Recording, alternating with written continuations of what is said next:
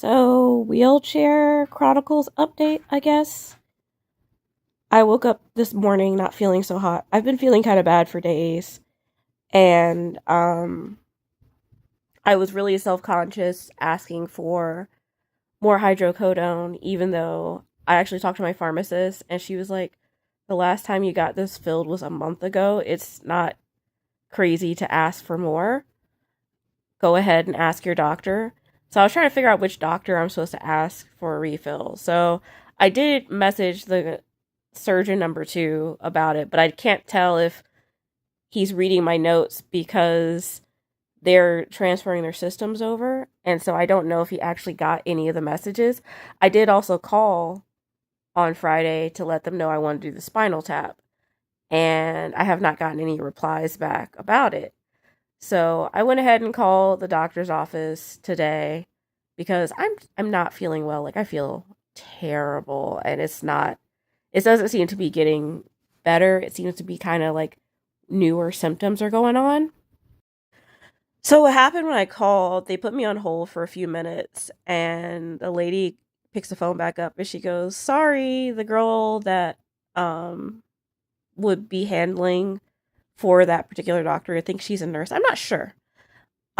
She's on her lunch break, so she'll call you back in like 15-20 minutes." And I'm like, "Okay, I don't I understand people need their lunch breaks. That's not it at all. It's why don't you have like a two people, like a double team, so like when one person's at lunch, there's another person who can handle things." I've worked in doctor's offices before, so that's why I'm kind of just like, aren't you guys supposed to have like two, at minimum two people, so like when someone does lunch break, there's still someone there to handle stuff, not the whole world falls apart if this person takes a break. Because then also, how do they take vacations? Like when they take vacations, it's just everyone shit out of luck. Like how does that work? Anyway, I did tell her that I am starting to have like some burning sensation on my spine, and it's kind of freaking me out because I don't know what's happening that's causing the burning sensation. And yeah, it doesn't feel good. I also noticed that I can't eat as much, and this has been going on for a few days where like I'll eat and like I'll get super duper duper hungry. And then I go to eat and I eat maybe half at best of what I normally eat. And then I'm just like, okay, I can't eat anymore, else I'll barf. And my brain tells me, you should be able to eat this whole plate. But my stomach tells me, go ahead and find out. You want to throw up? Go ahead. You will throw up on this floor. And so I have not been eating as much. And I did take my medication a little bit late, but just for clarification, I took my medicine a couple hours prior to the burning cessation. The burning cessation has been going on since like last night. So it's not um medication related, if that makes any sense. Like, oh, you forgot a dose. It's like, no, I took it late because tried to sleep in, and because I was already feeling bad. So that that's fun. Totally fun. And on top of the burning sensation in my back, now the pain has migrated to both legs, not just the right leg. It was bouncing into the left leg a little bit, but now it seems very consistent. Like the left hip hurts as much as the right hip, and it's not easing off. And then I have this weird headache going on right here, and I'm not sure if that is allergy related, like congestion or whatever, or is that related to spine stuff. I don't know what's what. And yeah, so I feel like trash, and I'm just sitting here distracting myself by making videos, waiting on them to call me back. I would normally play like a video game or something to distract myself, but I feel so bad I can't really sit up at my desk for very long. I try to do some of my video game editing, and I think I got maybe 2 videos done before I had to lay down. And literally my editing is not flashy at this point. It's mostly just cutting out when my kid yells things about butts and bum worms or asking me to wipe his butt cuz he pooped. Yeah, that's mostly what my editing is right now. I haven't done anything fancy. I'm not like Markiplier or Jacksepticeye level fancy with my video. I also realized that I think I am really depressed about everything going on, like being stuck in a wheelchair, the spinal issues, like all this chronic pain that's going on, having weird side effects, the eating, the nausea. I swear I could probably have stock in ginger ale right now with how much ginger ale I've been drinking lately. Um, but like I went in for the results on my allergy test, and the lady's reading it to me, and when I tell you, I acted like she was giving me like a death diagnosis, because I was like, "Oh, okay. All right. So what's going to happen?" And she was kind of shocked that I was so like stone cold about it.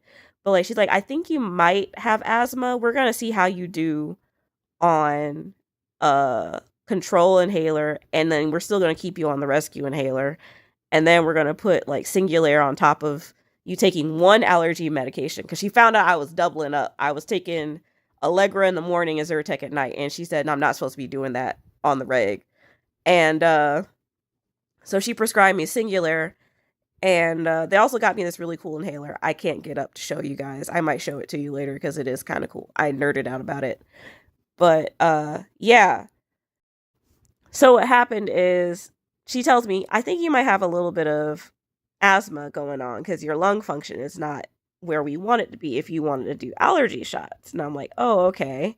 And she's like, "Yeah, I think you might need to see like a nose, what is it, ear, throat, the face people who check your nose and your throat and I think your ears, and there might be something else in there. I might be forgetting a orifice,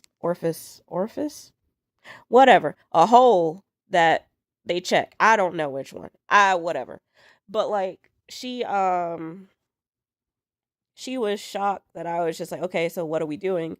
And she's like, "Well, let's do the inhaler first, see how that goes." I was like, "Okay." And then if that doesn't work, and she kind of looked at me like, "Why are you already waiting for the worst case scenario?" I'm like, "Look, everything else sucks. Like, please let me know what the worst case scenario is." She's like, "Well, we might have to do like a x-ray of your chest, and we'll go from there." I'm like, "Well, what's going from there?" And I think I was kind of maybe a little too morbid, and asthma's not the end of the world, but I also, you know, am dealing with so much stuff that having to find out you have asthma on top of everything else is just like the icing on the excuse my language, the fuck shit stack. Like, thank you. Your back doesn't work, your ribs hurt, and you got asthma. And so, as a person who is dealing with mental health and then having all these extra health problems going on, I am not in the best headspace, best mood, or whatever. And so for her to come in and tell me, "Oh, BT dubs, you got you got asthma," and I'm like, "Great, my back don't work and my lungs don't work. Okay, cool. And my legs don't work. Yeah, everything ain't working right." And so I'm sitting here like I'm hoping that if I'm not like running by the time my kids start soccer, I would at least like to be able to hobble around, maybe graduate from the wheelchair to a rollator or something. I don't know. I'm just tired of being, honestly, at toot level. I'm tired of being at toot level. My arms are working overtime to move me around.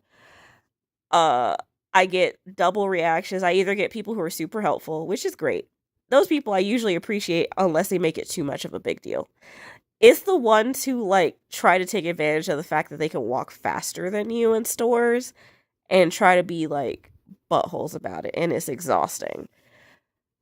Because I have dealt with some people who will like try to cut you off when you're going down an aisle to look at something, or like they know they see you're behind coming because it's not like, I know they don't see you at eye level, but like this big old wheelchair coming down an aisle, sometimes they just won't move. And like even when you say "excuse me," they don't make enough space for you or just kind of move out of the way. Those kind of look at you like, "What you gonna do?" And I'm like, "Look, I can run over your feet if you don't want to move. Like, it's gonna happen one way or another. Like, I need to get down this way, and I said "excuse me," and you try to pretend like you didn't hear me." So I don't have that happen a lot. I have more nice reactions than I do bad ones. But every now and then you'll have that one butthole who wants to be a turd, pretend like they don't notice you, and or act like they don't see you, or trying to bully their way in. Like, I had that happen a lot at my kids' school concert where people didn't want to make space for me to get in the front to see my kid perform, and I just had to be loud and rude, and I didn't care. So it's one of those things that I have noticed, and I'm just kind of hitting a point where I'm just so tired and I'm really frustrated. And I feel kind of like a turd complaining about it because there are people out there who are, permanently stuck in a wheelchair and have to make do with what they've got going on. And I don't want to diminish your struggle, or I'm not even going to call it a struggle, your strength, because oh my God, I don't think people realize how tough it is being in a wheelchair, like how much you have to change your life and how you do things to get around. Whether it be a motorized one where you got to get the right car, get the right equipment, get you know, your car alternated to control the button so you can drive, or manual like I am, and like hopefully your car is big enough to fit your wheelchair and fit your groceries or whatever, or your children, and you still have to be physically able, because I can at least walk a little bit, because I can't imagine having a manual wheelchair and then trying to get in the car and get the wheelchair in the car without falling over. Like, it honestly, I gotta give y'all your flowers, because that is a struggle I've thought about, and I'm just like, I need to shut up about complaining because oh my God, that's impressive. But yeah, anybody who's been watching my videos, they know I've done a decent bit of research on wheelchair stuff. Like, I don't know everything, and every day I learn something new.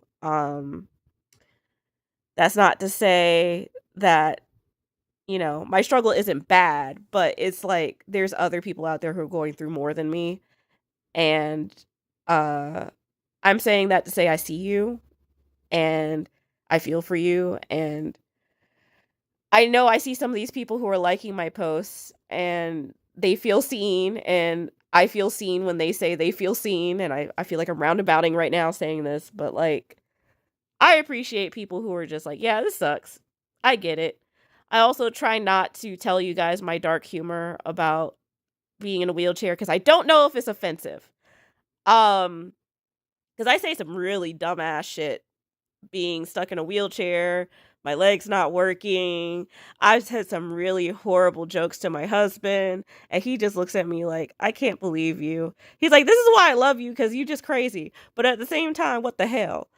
But yeah, it's been a journey, and um it's something that I just keep thinking about how it would be if I had gotten injured differently.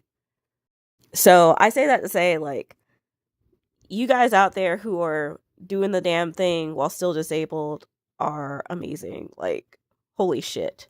Like, I'm just now having all this stuff happen back to back. And everyone's struggle is different. Like, some people were in a wheelchair since they were kids, so they have gotten used to being like that. But people who, like, abruptly got put in a wheelchair because of car accidents or freak sport accidents and stuff. And I'm just sitting here like, oh my God, it is like a mental toll. Like, knowing you used to be able to walk and then losing that ability all of a sudden. It's scary, it's frustrating. And I think for me right now, it's kind of one of those things, like, I still have feeling in my legs, but I'm just like, the longer I wait, I'm paranoid that what if it what if I don't get my leg feeling back? What if I get stuck like this? Like, will I be a permanent ambulatory wheelchair user? Or will I get this surgery and go back to doing K-pop dances in my kitchen and my husband and child filming me from around the corner? Like, I really don't know. And so it's disconcerting because, like, this time last year I was playing soccer with my kid. Like, we did mommy and me soccer lessons, and he asked me if I was going to be able to do it with him this year because he doesn't like his dad playing with him. Uh, my husband's a little bit too much of a tough butthole when it comes to soccer. He gets too into it, and so that he actually tries to keep the ball away from our kid a little too much, and our son got mad. So he likes it when mommy plays with him. I literally got like a whole bunch of athletic wear just to play soccer with my kid. I got him soccer cleats, I got him a little ball. He had a full-on outfit and he had a great time. And so he's been asking me, he's like, "Mommy, I want to do soccer." He asked me, "Mommy, can you do swim lessons with me?" Granted, I could not swim with him last year. It was not mommy and me swim lessons. It was mommy watch and he swims. But I'm wondering, like, with this low mobility situation, will I be able to, like, do those things with my kid? Or at least, even if I'm in a wheelchair, figure out a way to make it work. Like, I just want to know. Getting disabled, whatever it may be, it's a thing where you have to find a way, whether it be mental health and getting the right medication, getting into therapy, journaling, exercising, having a good friend group, uh, doing art, all these things, or something to help with that, or like physical health, like finding the right medication, seeing the right doctor, getting an inhaler. It's like you got to find a way to thrive, and like all these people out here who are disabled thriving in different ways. It's honestly amazing. And I love seeing people with different, things going on. Like nobody knows what you're going through unless you say something and, you know, talk about it. I'm not sure. I've talked about it with my friends, and like my friends actually like listening to my research on my whole situation because I have a general knowledge of what's going on, but it still freaks me out to know what I do know about what's going on. My husband is taking my asthma situation very seriously. Uh he last night I had a coughing fit. And the funny thing is, looking back on it, it shouldn't surprise me that I have asthma because I've had coughing fits real bad. And like the breathing where you feel like something's sitting on your chest and it's hard to breathe. Like you would have thought like, duh, you should have got this a while back. But it's like I've seen so many doctors and nobody's ever tested me for asthma before. So it's like this is the first time. And like I was coughing really bad last night, and my husband sleeps in our son's room because our son doesn't sleep in his room anyway. And so during the work week, because my husband has to be up so early and he stays up so late to study, shout out to my husband working really hard. He sleeps in our son's bed, which I feel bad for him because it's a twin XL, and he's like a 6 foot plus man. And so he'll sleep in his bed, and then our son sleeps with me cuddled up, like if he like face to face napping on me. And so apparently my husband heard me coughing all the way upstairs from our son's room, came downstairs, and I woke up from coughing so hard, like really, really, really hard.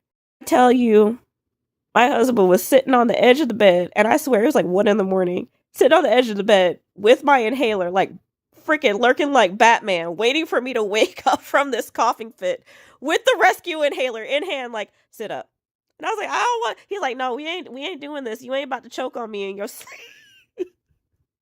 So he literally made me take the rescue inhaler at 1 a.m. because he heard me coughing. And I'm sitting here like the most aggressive ass doctor. And this man is like, he's like, oh, I want to be in the medical field. And I'm like, sir, you're too aggressive. Loving but aggressive. And I'm not the only person who said something like that to him. But it made me laugh and feel love that my husband was just like, I heard you coughing from the other room. I was upstairs and I heard you coughing. I came downstairs. I found that inhaler and puff, puff. But yeah, shout out to my husband for the rescue inhaler rescue. At this point, I'm kind of impressed that I've made this much like chatting and being silly with videos. Like, I don't know if y'all are going to watch all of this. Like, I'm going to post it because I'm stuck in bed and I don't think I have anything better to do. But like, I'm sitting here like, please call me back. My back is burning. Like, why is my back burning? Why are my legs burning? Like, this is not fun. I'm laughing because I'm talking about stupid shit my husband has done or silly stuff that's happened recently with my family. But I'm like, I want y'all to know I am in a lot of pain. And I think part of the problem is I'm a lot calmer and quieter about my pain than people realize. And my husband even realized I'm like that. And it makes him upset because sometimes he can't gauge how much pain I'm in because I'm quiet about it. And he's like, why aren't you making a lot of noise? I'm like, I can yell if you want me to, but what's yelling gonna do? Yelling don't make me feel better. Even when I gave birth to our child, I wasn't really a yeller. I got, like, when I tell you I got really, really quiet, I'm in pain when I get really, really quiet about it. And I've been quiet about this for days. Like, this consistent burning is concerning, and that's why I'm calling to let the doctor know. Side note, I also made sure that my bonnet made an appearance in my video. Because at first I was like, I know how people are on social media. They want you to look prim, proper, and perfect, always perfectly coif. Your makeup's done, all that. I'm like, my legs and back hurt. I can't move. Last time I tried to do makeup, I ended up on the ground. Like, I'm just going to lay here and just wait and see what the doctor says.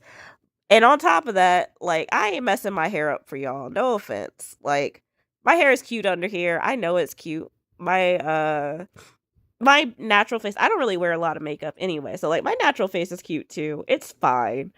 But, like, I knew somebody was going to roast my ass. It's like, how your black ass in bed with no bonnet on? Like, that is valid because I want to keep my edges for as long as possible. I don't want to be bald. So, also, my husband, being the butthole he is, he actually sent me to the hospital one time with the bonnet on because he straight up said, "Baby, you don't want to lose some edges." And I'm like, I don't want everyone seeing me in my bonnet. He's like, I don't care. I don't want to hear about you talk about your edges gone later.